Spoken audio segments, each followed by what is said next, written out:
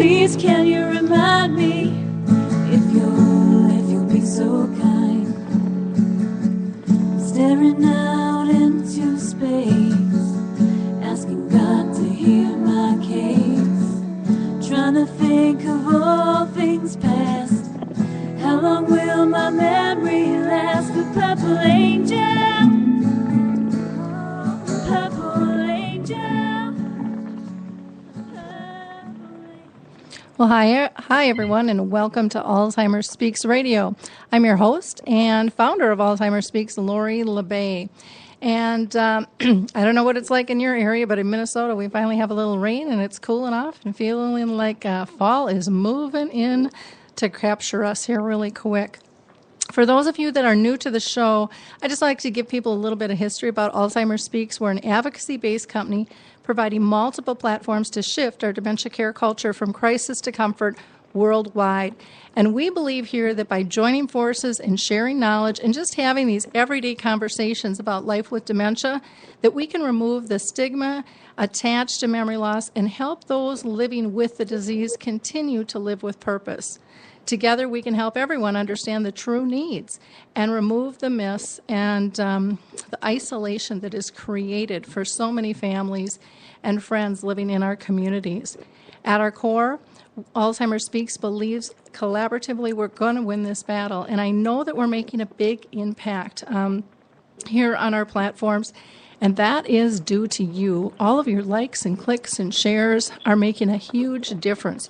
You're getting information out to your sphere of influence, and the more information that is readily available, the more likely people are going to grab it and run with it and tap into it when they need it. And that is such a critical piece of this disease. The denial, as we know, is so heavy. So I want to thank you each for helping us get that information out to the people in need. You can always go to our website and get more information on our blog, our webinars, which is called Dementia Chats, where our experts actually are living with the diagnosis. Here on the radio show, you can go to the resource directory, our YouTube channel, or get our free tools, all at www.alzheimersspeaks.com. Also, for anyone out there who has a story about dementia, maybe you're diagnosed, maybe you're caring for someone with dementia, maybe you have a business that is helping those with dementia, or you've written a book or a film or whatever it might be. How are you advocating? How are you making the world better? Let us know. We would love to hear from you. We're always looking for guests, and Alzheimer's Speaks is about raising everyone's voice. So please join us and letting us know your story. I always like to also give a shout out to a few special organizations that are really dear to my heart. First, I'd like to mention Health Star Home Health, an amazing company here in Minnesota. They're going to be at our state fair. They're going to be doing memory screenings for the second year in a row, which was absolutely unbelievable last year, the contacts that they made. And they're also helping us launch a beautiful film called His Neighbor Phil, which is absolutely the most realistic film I have seen to date regarding living with dementia and what families go through. So visit them out at the Care 11 building, right off of Dan Patch and Cooper. Again, that's the Health Star Home Health booth. And you'll be able to get a memory screening if you're interested, resources on dementia, as well as learn more about this film, His Neighbor Phil. I would be amiss if I didn't talk about Alzheimer's Disease International. They are the association of all Alzheimer's associations around the world. So not only can you find the association closest to you, but you can also find out global information and research that's going on. There are also different types of dementia like Lewy body and frontal temporal lobe, vascular dementia. So search information on those specific sites as well. And aphasia, which has to do with speaking. That association has some wonderful tips on how to interact with someone who's having some speech problems. And there are heavy needs for trial and research. So check out the Alzheimer's team on Facebook, or again, you can see one of their graphics right on Alzheimer's Speaks homepage. Click on that, take a short survey, and see if you might be a ready candidate for one of the clinical trials. In order for us to find a cure, we have to be able to do these trials. So they are a critical piece. Before I introduce our first guest, I do want to give 2 shouts out to the Twin Cities Hit Show, which is an online radio show broadcast right here in the Twin Cities on a live and social, Monday through Thursday at 9:30.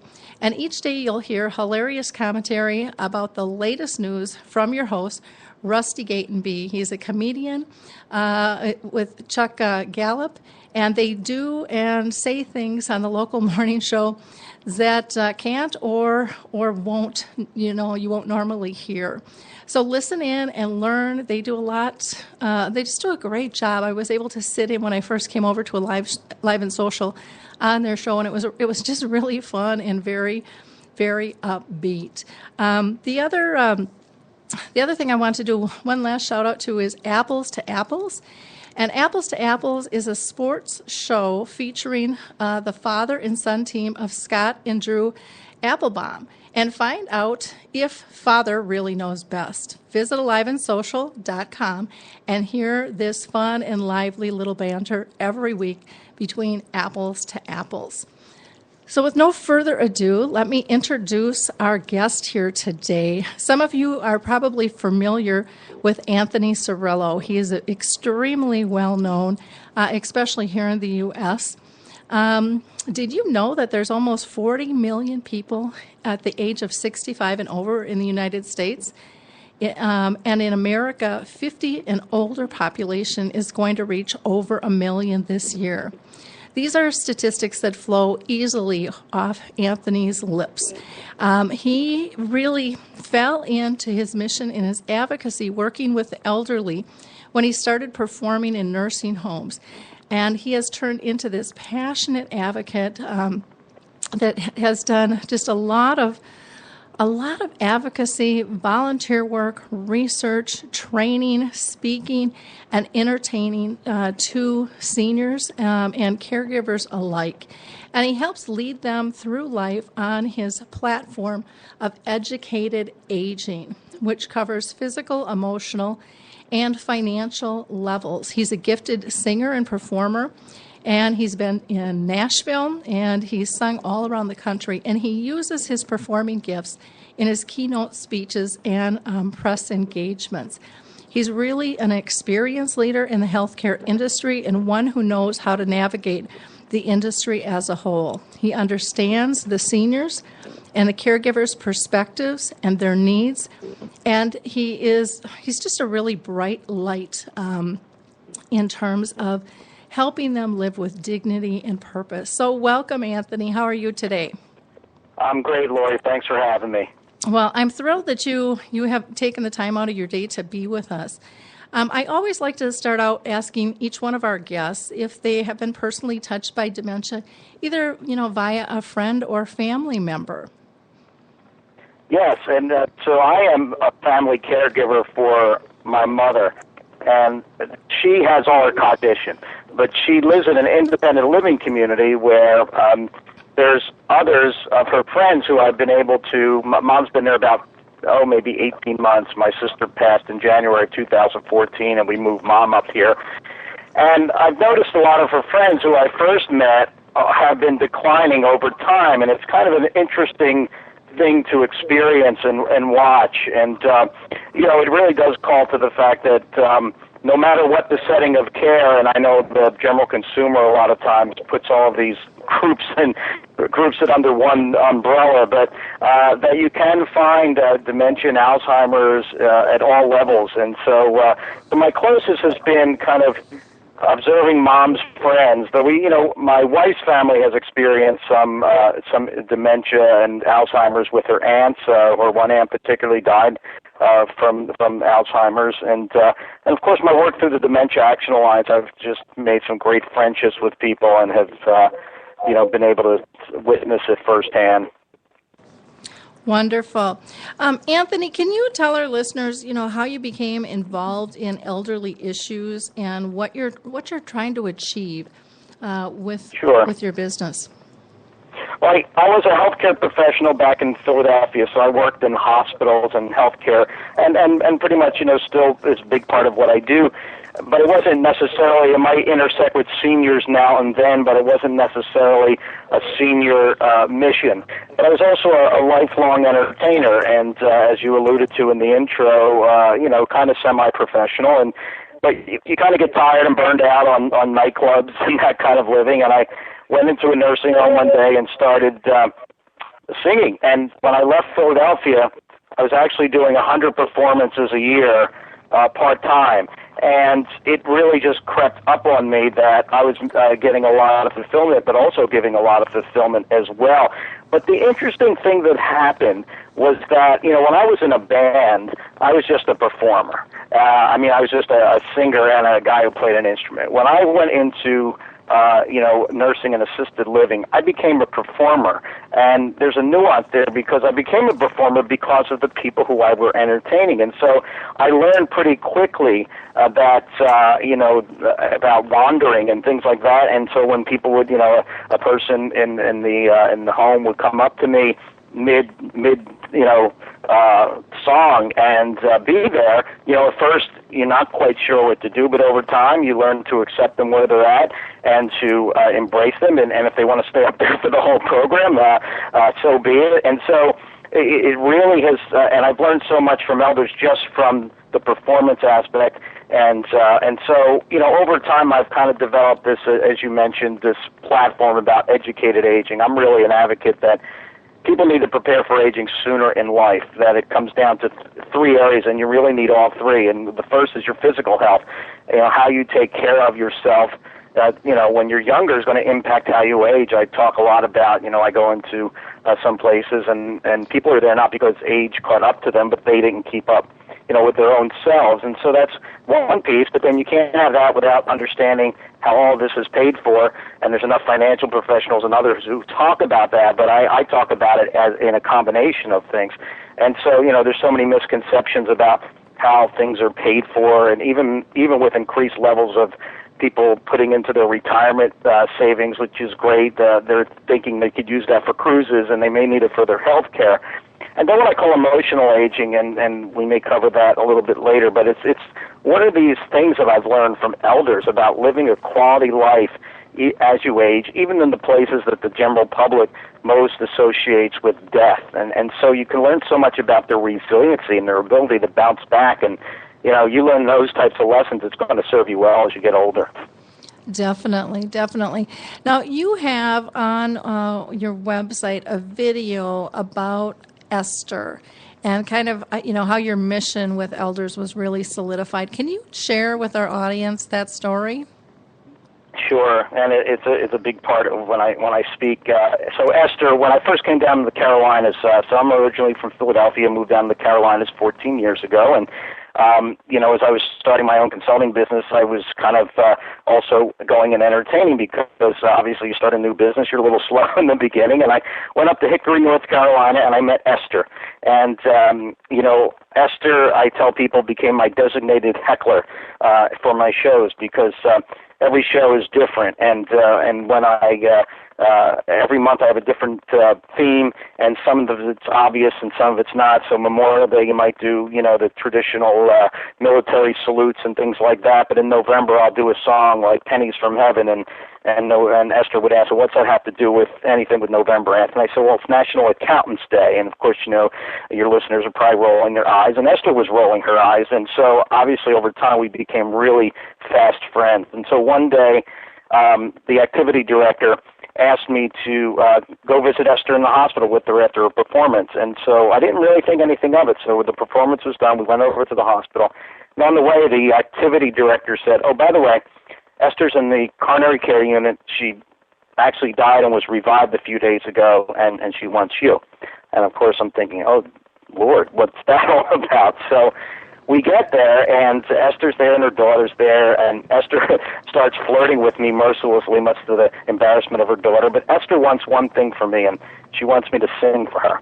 But she doesn't just want any song. She wants a beautiful song, Because He Lives. Because He lives, I can face tomorrow. Except there was one problem, as I told Esther. I said, Esther, I don't know that song. I said, I'm from South Philadelphia. I said, and when we come down our steps in the morning, we have a picture of the Lord on one wall and a picture of Frank Sinatra on the other.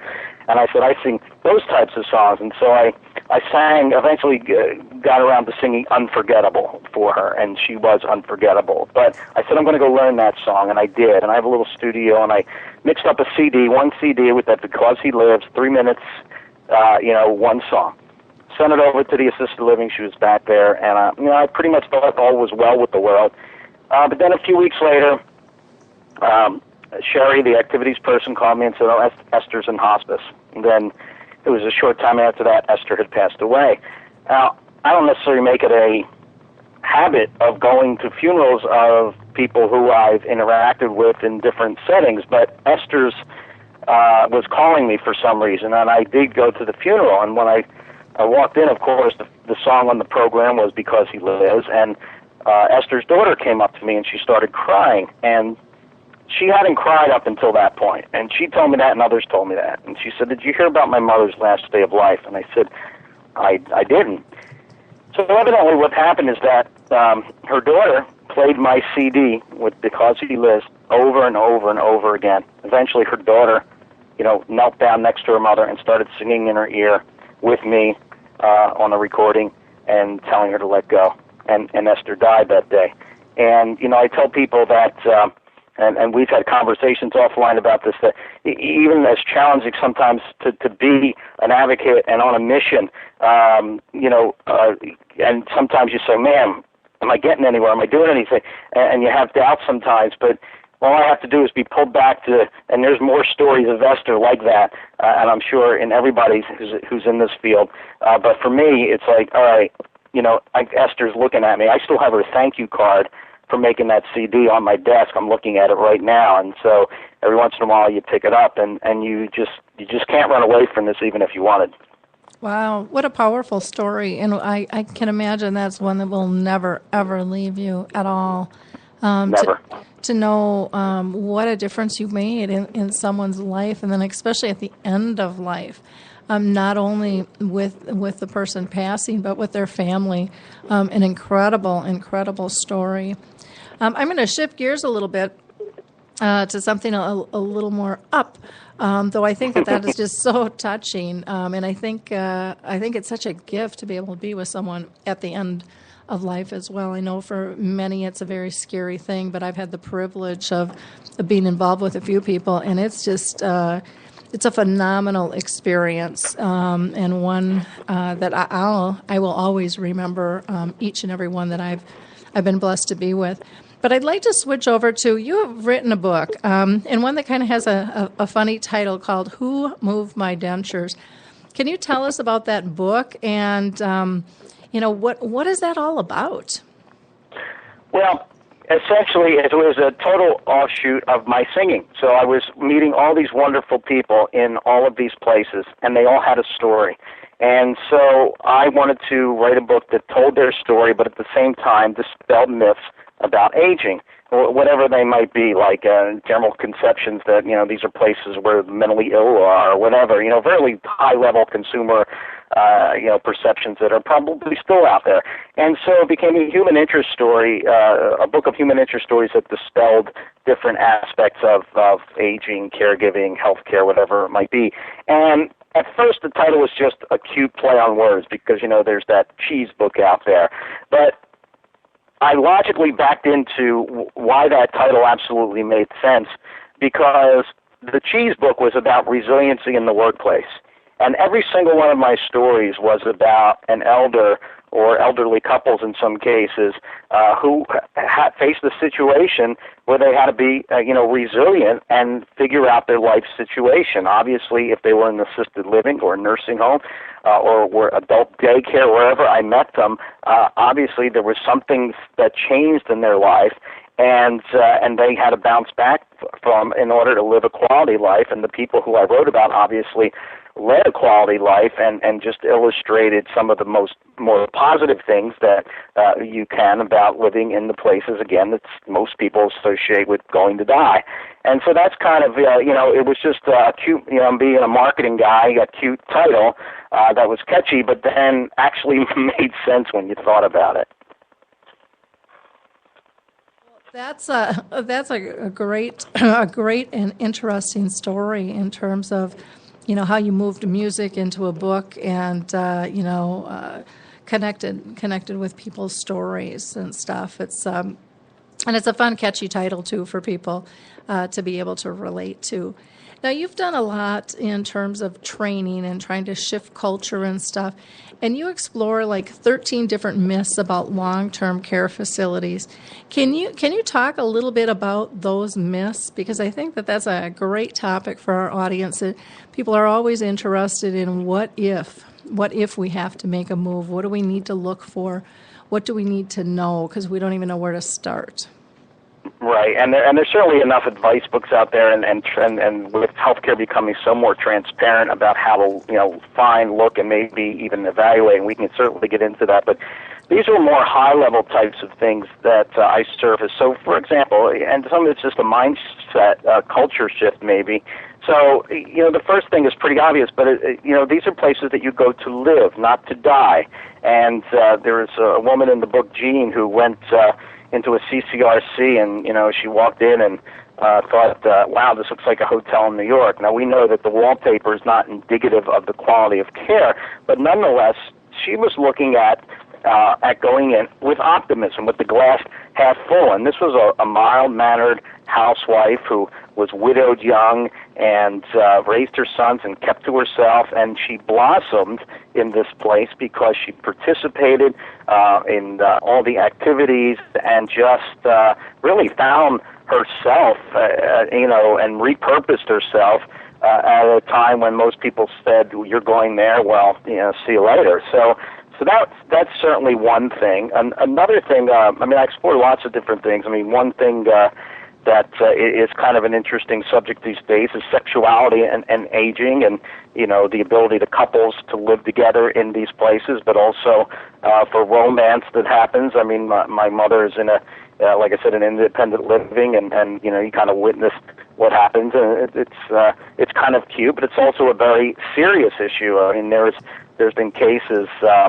I didn't write about this one, but I certainly heard about it in the news where, for example, a son walked into a room and his father was engaged, so to speak, with somebody else in the facility, and the son kind of freaked out and took his father out of the assisted living. But what was interesting about all that, when I talk about this, is that the woman who did absolutely have dementia also started deteriorating after he was removed from there and went somewhere else. And it really gets to, I think, even in Still Alice, I think one of the last things she says is that, when all else is gone, there's still love. And obviously there was still love in this woman and a loss that was felt, and she became depressed and dehydrated. And so not many people think about sexuality and aging unless they're making snide jokes about it, that kind of thing. So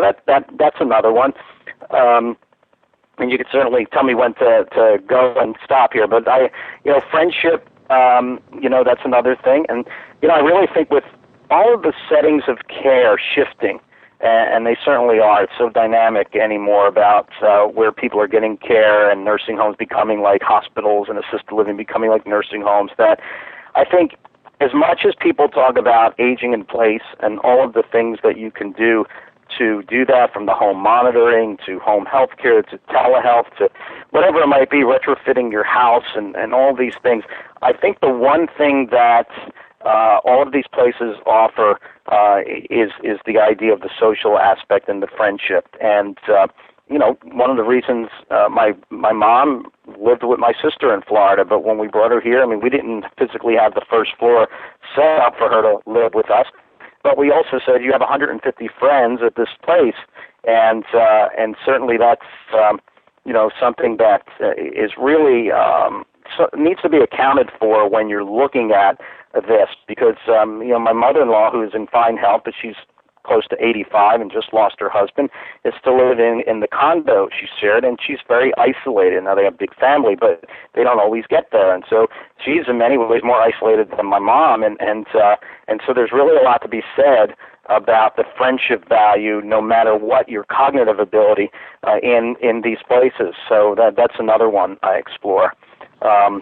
Obviously, you're familiar with activity professionals and all the things that they do, and I think people think that there's nothing to do in these places, and then if there is something to do, it's about they throw you in front of a TV or it's bingo, and in reality, because I write for About.com, I have one person who writes for me about activities, and she's constantly surfacing these best practices that people are doing, either how to develop one-to-one activities for people, or more and more. We, of course, being a musician, I'm in tune with the memory and music and all the different things that go on there. So there's really a lot of things, and it's becoming more person-centered and person-directed as we move to a culture where we get to know the person who's coming in and be able to kind of tailor activities.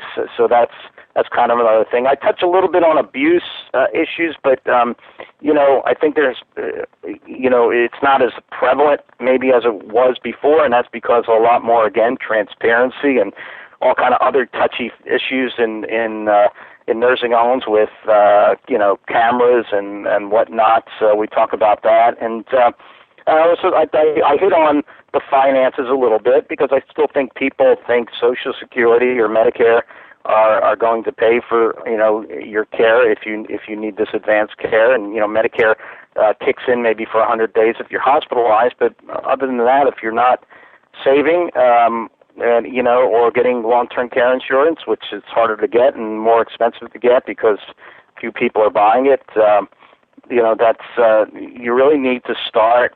When you're saving in your 401k, you really also need to be saving about paying for your health care part of your retirement, because you might have Medicare, but it's not going to pay for the long-term care.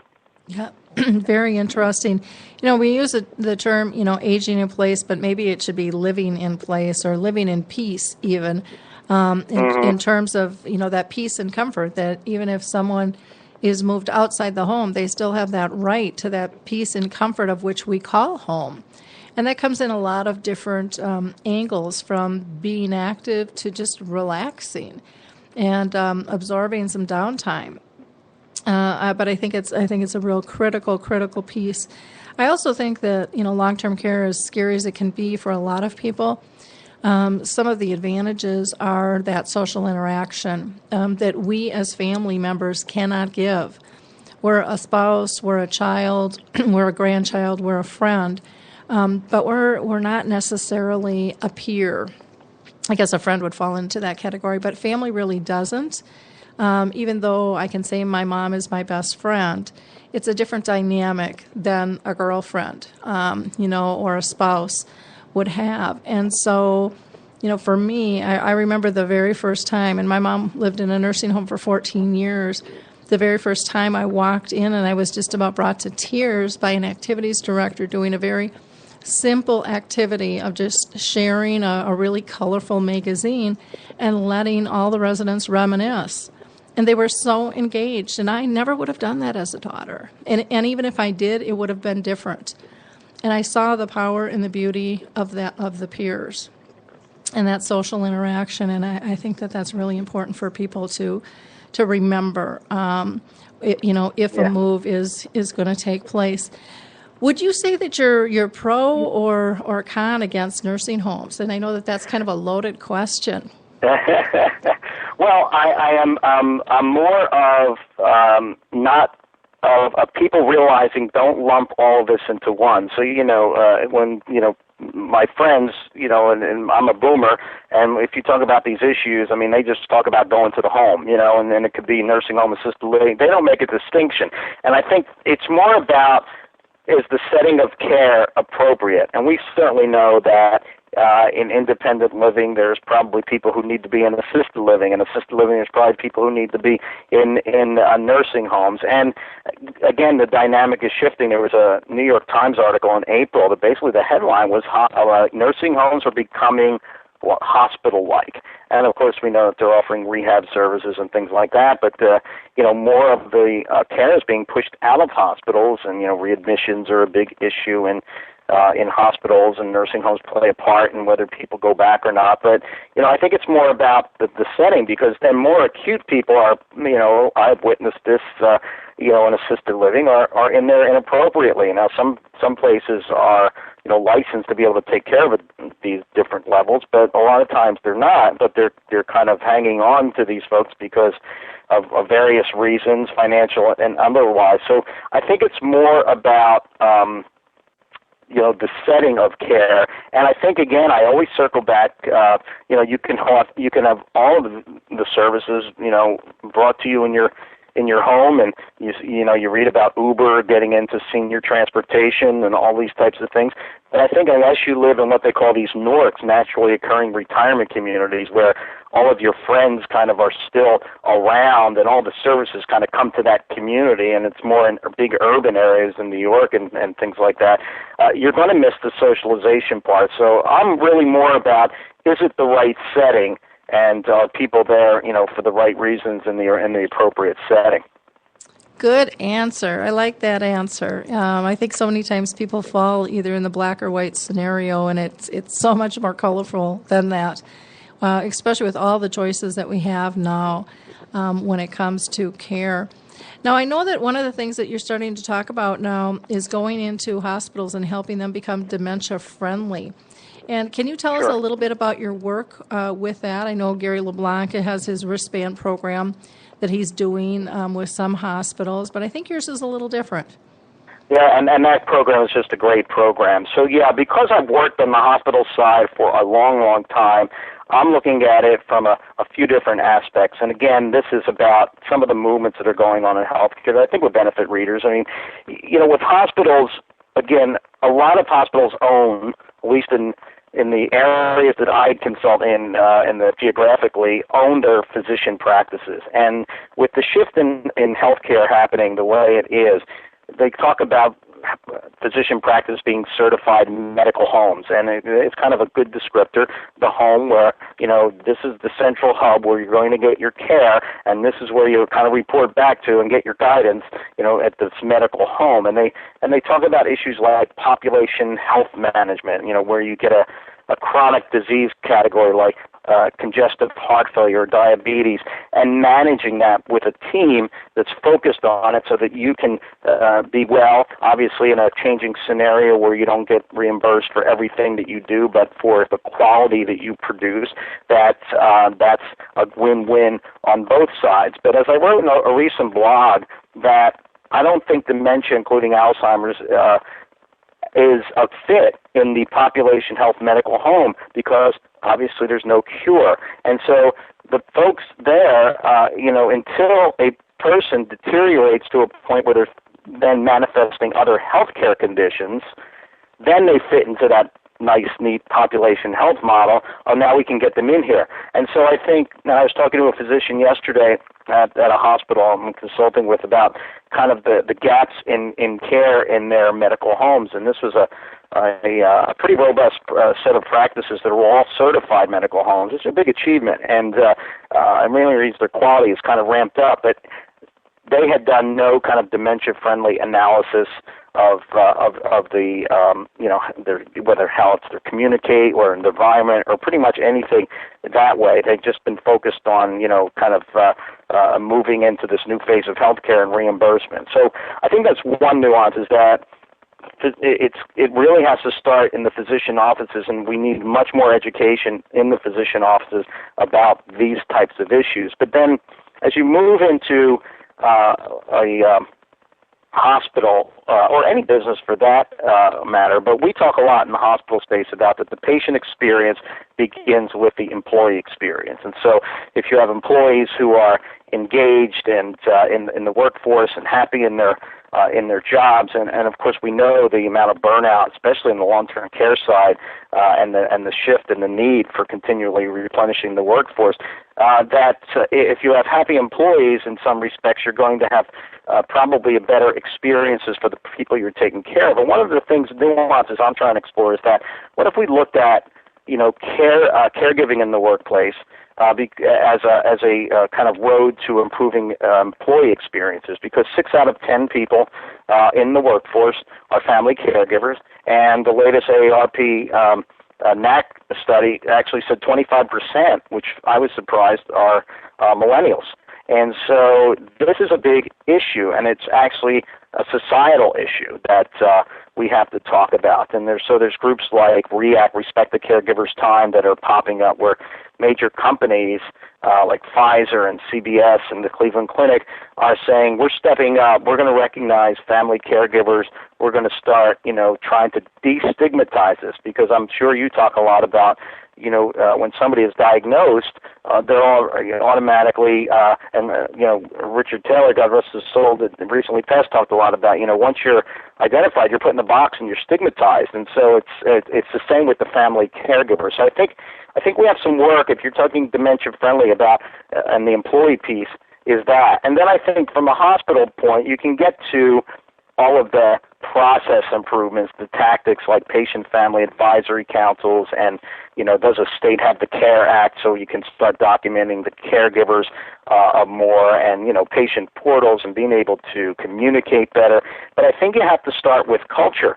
And, what is the culture toward older people? I wrote a blog for, I think it was caring.com a few years ago, and I talked about age bias in terms of, the normal things we think about. Somebody's getting slower, or their hearing is going. But I talked about something from Princeton University that they labeled kind of prescriptive prejudice. And it was the idea in 3 areas that people have these prejudices, succession, that people should move aside, from older people should move aside from higher paying jobs to let young people take them, so to speak. And the idea of identity, older people should not attempt to act younger than they are. And the third one was consumption, that seniors should not consume, and this one just kind of really irks me, but seniors should not consume scarce resources such as health care. And if you go in, what I tell, when I'm consulting, I tell people, how you perceive impacts how you care, and how you care impacts how people talk about you. And that's word of mouth, and that's your brand, and it's all related. The experience is the marketing, and so it becomes also the revenue. And so these are all important issues, and a lot of this can start just with in the language you use in the marketing, and yet these are departments that by and large are staffed by very young people who don't have as much appreciation for maybe some of the issues that come with aging. I would agree, but I also think our younger population is really watching their parents and identifying what they will and won't do in the future, and they're really sticking to it. And they're going to be, I think they're going to be a really force to reckon with, which I think is great, because they don't want to work 10 zillion hours like so many of us boomers do.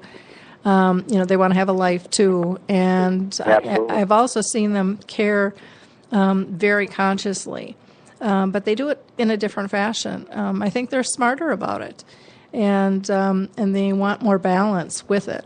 And I think that that's something that boomers kind of gave up on, and didn't find that balance quite so well. So I think it'll be really interesting in the workplace how that shuffles out, and I don't think it's anything that any one company should ignore. This is a huge, big force. Caregivers is the largest group we've ever had to deal with, because everybody is a caregiver. There's not one of us who's not in some fashion. It's just when it's really going to hit home and challenge our ability to perform at our current level.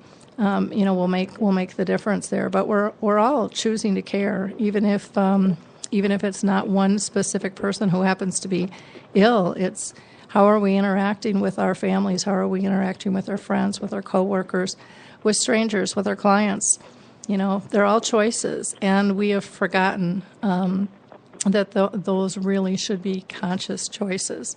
and not just automatics there. So I applaud you for your work in trying to get people to move beyond that kind of customer service mentality and really get person-centered based in their care culture, if it's in healthcare or a different work environment. Understanding that everybody is really impacted by this. One of your programs is really about being person-centered care, and I don't know if you want to talk about that a little bit more, about obstacles and opportunities in terms of shaping our care culture, for aging care. Sure, and just getting back a little bit to the whole culture of customer service versus resident-centered. I mean, a lot, especially with more transparency in long-term care. There's these CAP surveys, these surveys that you get when you go to the doctor, and somebody will send you a survey to fill out, and the hospital's the same way. There's kind of a couple camps that with my work in patient experience, and you sometimes find out that people, some are just chasing scores, and so big thing in hospitals is noise reduction. So we have to reduce the noise to get that bigger score so that we're graded better and we look better. And so it's more about following the rules, and sometimes we get into cultures where we map the experience ad nauseum and then we script responses. And there was a telling quote from Toby Cosgrove at a patient experience conference in Cleveland. He's the president of the Cleveland Clinic, and he said at one of the conferences, the real measures of patient experience come from the heart and really knowing people. And so when you talk about kind of intake into assisted living or home health, I think it's about following some of the examples out there that are getting to know the people better. And so, I cite in some of my presentations the Living History Project from a woman named Sheila Brunet, where volunteers actually go and, talk to people about their life story. Now, I think, obviously, there may be some challenges with dementia and Alzheimer's patients, and maybe caregivers, family caregivers need to participate in that. But all of that is about helping to get people who are caring to get to know them better and understand some of their backstory. And I think sometimes we miss backing away and simplifying some of our approaches. This is kind of fascinating, I attended a patient experience conference locally, and it was the three of the healthcare systems there. And then somebody had actually turned out to be an incredible idea, because when you first looked at it, you said, what's this guy doing here? And it was a franchisee from Chick-fil-A. And you said, okay, what's he got to do with patient experience? But what he talked about was a core, he called it the core four things that they do at Chick-fil-A that you are sometimes overtly aware of and sometimes not. And, two of them are pretty easy. Make eye contact and smile. So they're easy. But the other two, the first one was assess the situation. So somebody's, and I give the example of, in the spring, the Little League teams are playing, and, they're after the game is over, there's a winner and a loser, but they're all getting treated to Chick-fil-A, and they come in and you kind of sense from how they're acting, maybe how the situation worked out on the field. And so accordingly, you kind of can say, well, what's my approach here? And then the other thing he talked about was maintaining the relationship. And that meant, if you go into a Chick-fil-A, and it's my one vice of fast food, somebody will greet you invariably, and if you dine in, so to speak, somebody will probably come over. It might be the same person who waited on you who will clean up your table, even though we're quite capable of, throwing the trash out. But as you're leaving, somebody will say goodbye, and if you look back, it's probably the same person. And that's what they mean by maintaining the relationship. And this is in a fast food service that essentially, doesn't, its product speaks for itself, because the lines are wrapped around the corner, and any Chick-fil-A I've seen in my area. And so, but there's simple types of things. And when I talk about changing the culture of aging care, I talk on a sort of 50,000 foot and then work your way down level, because I'm all about connecting the dots between, there's so many silos. So hospitals operate in silos. Within hospitals, there's silos. But you look at the whole continuum of care on the long-term services and support, and, starting from adult day to, home health and hospice, there's silos within silos. I mean, there's 2 or 3 different industry associations just for the nursing home assisted living, and each has their own agendas and competing priorities. And so, sometimes you have to, step away and say, how are we all working together and look at some of these big issues. So certainly language that we use and the marketing and the media that are, out there and how they portray elders and caregivers and people with dementia and Alzheimer's. And, I talk a lot about caregivers and the statistics around them and family caregivers in the workplace and the stigmatization of them and how we need to kind of, look differently at that. And I also talk a lot, and this is something that I don't think a lot of my healthcare colleagues are understanding. When I was talking earlier about population health and medical homes, there's also something in healthcare called accountable care organizations. It's the idea that there's going to be lots of different entities partnering together to offer care so that it's more seamless, that the transitions are better, it's more coordinated, and eventually move to, one payment. They call it a bundled payment, where you'll get a bundle of money, and usually the hospital will be left up to their devices to then split it among the other providers. But most of those experiments have been hospital to hospital, other hospitals that they may have been competing with or cooperating now, or hospital to physician, or hospital to, in very rare cases, the nursing home. And we have a great opportunity, the long-term care industry does anyway, to broaden the discussion because, have you ever thought that the partner in the care is the bank teller or, the people at the supermarket? There's a Bloomberg article about how bank tellers are becoming, caregivers on the front lines of Alzheimer's because they're seeing the behaviors, and especially if they're educated around it, they're seeing things happen before anybody else does. I went to the health affairs briefing, I think it was last year, on the issue is the long tail of Alzheimer's, and there was a medical ethicist from Penn there, and he talked about his own father's diagnosis and the fact that the first time they figured out that something was wrong because the guy was messing up his checkbook. And so we don't realize that there's unlikely partners out there who we need to enroll, and these are going to be partners that we're not thinking of readily, at least in the health professions. And so I think there's just a lot of thinking that has to be done and walls that need to be broken down. I mean, starting dementia registries and then, dementia friend programs and things like that. So, it's a general discussion to get people wrapped around that this is all connected, and this isn't just a healthcare issue, it's a societal issue. I agree, and I think people realizing, where do people spend their time, like in the grocery stores or the banks or the gas stations or the restaurants. Those are the people who are really noticing the symptoms and can help and want to help, but they need some guidance.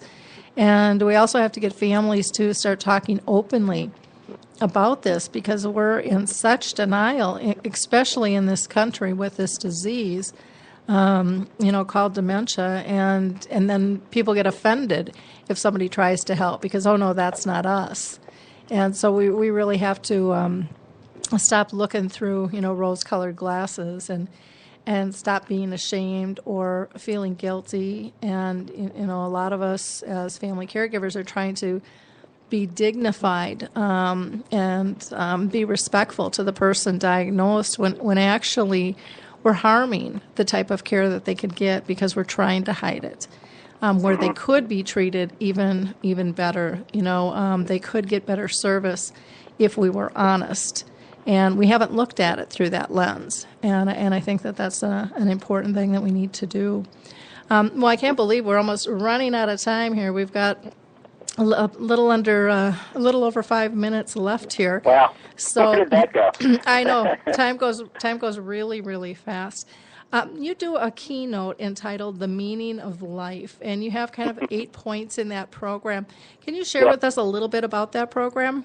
Yeah, I'm actually giving that next week for the Alzheimer's Association of Charlotte, and I'll be the ending keynote. But I talk about, and again, it's just fascinating as I look back on my career. This all again spawned from singing to the book to the speech because it's really taking all the things I've learned. So I talk about the fact that what can we learn from elders about living a quality life at the end of life, and from elders who are in the places of most associated with death? I mean, that's kind of the thing. Because if they're doing it, then we can be doing it. And one of the first thing I talk about is purpose. That they still have some kind of purpose. I talk about a woman named Ruth Ann who was president of the Residence Council. What a thankless job that is. But she did all kinds of other things in the place. And when I was interviewing her, she said, I pray to God for what my purpose is in life. And I just found that fascinating, because here you are at 85 and you're still searching for purpose. And I tell family caregivers that, and including myself, I have to remind myself that you have a great purpose. You are in a great purpose right now, and you should realize that. This is an opportunity that you're only going to have probably once, and that, you need to look at it that way. But also that you need to take care of yourself, and you need to keep your own dreams and wishes alive, because you're not going to be a caregiver forever. So that's kind of point number one. I talk about, again, every point has a story, a song that goes with it, and then a study that I found that somehow backs up, the point. So obviously the value of activity, and I talk about the blue zones across the world where people live to an older age, and some of the things that they exhibit, from this idea of moving naturally, not necessarily have to get on the treadmill this morning. It's just, can I build movement into my day every day where it's going to help me? That's a direct offshoot from the blue zones is, the whole idea of friendship and socialization, and the fact that there's been studies around all of this that show that, you can actually ward off and at least maybe delay and at least live better with Alzheimer's and dementia if you have social networks, if you've had social networks, earlier in life. I talk about lifelong learning. I talk about a protest group called the Raging Grannies that are out in Seattle, who have nursing home and assisted living folks in their group who help them write parody songs. And so I said, it's all about keeping your mind sharp. I talk about the power of humor, and that in many ways the humor has the same benefits of exercise. And I'll have the crowd next week trying their best to do rock and robin and tweet and flap their wings like birds, and we'll give prizes.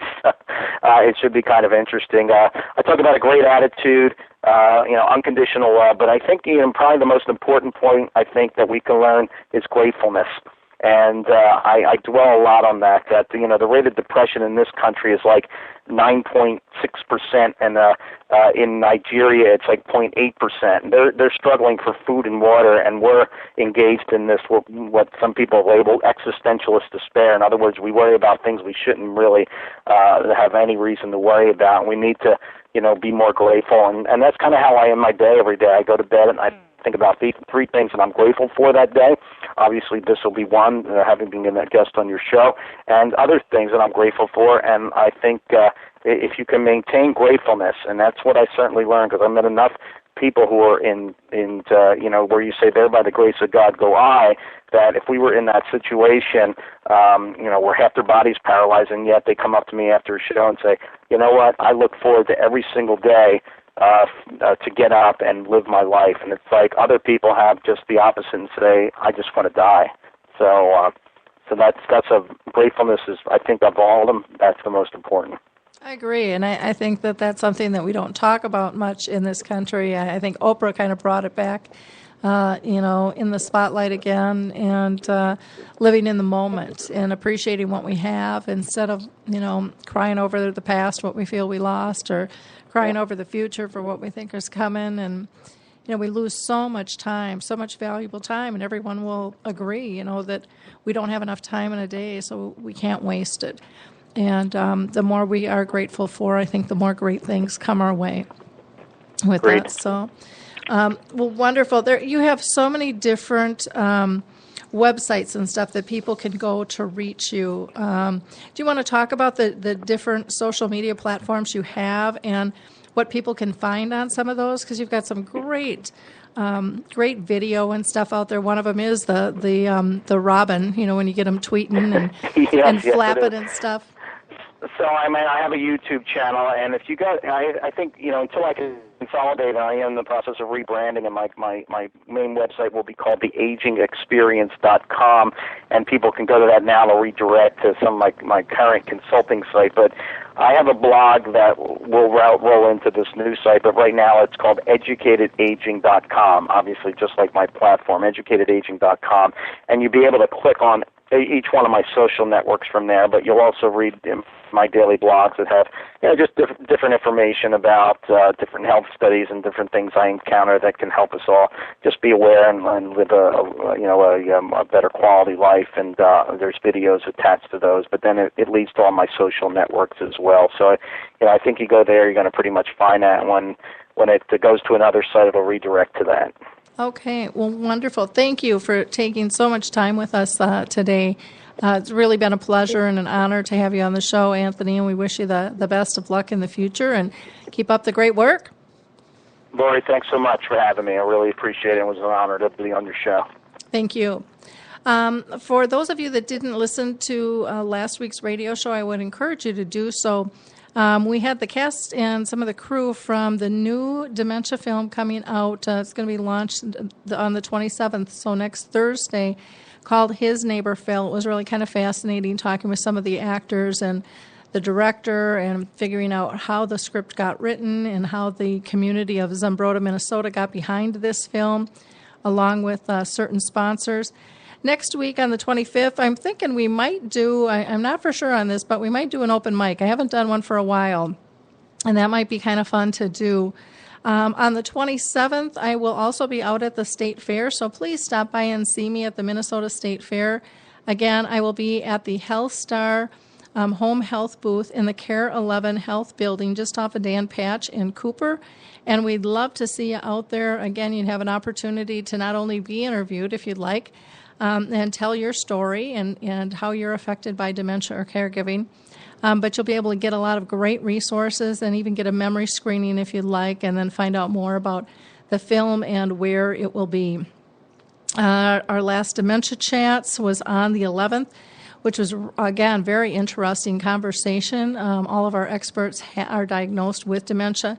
We talked about sleep issues, and that is recorded. That's on the website at Alzheimer's Speaks. You can find it still on the home page. Otherwise, you can always go to the About page for all the past sessions. And our next Dementia Chats, again, those are all free, will be coming up on the 25th. And that'll be 11 o'clock Eastern, 10 Central, 9 Mountain, and 8 Pacific time. And that's 4 o'clock if you're over in London. On the blog, what do we have there? There's information about Richard Taylor's memorial. It's going to be online, and it's going to be on the 19th. And there are times posted for all around the world, but I'm just going to note the times here for the U.S. So it looks like Eastern time is at 5:30 p.m., Central 4:30, Mountain would be 3:30, and Pacific time would be 2:30 then.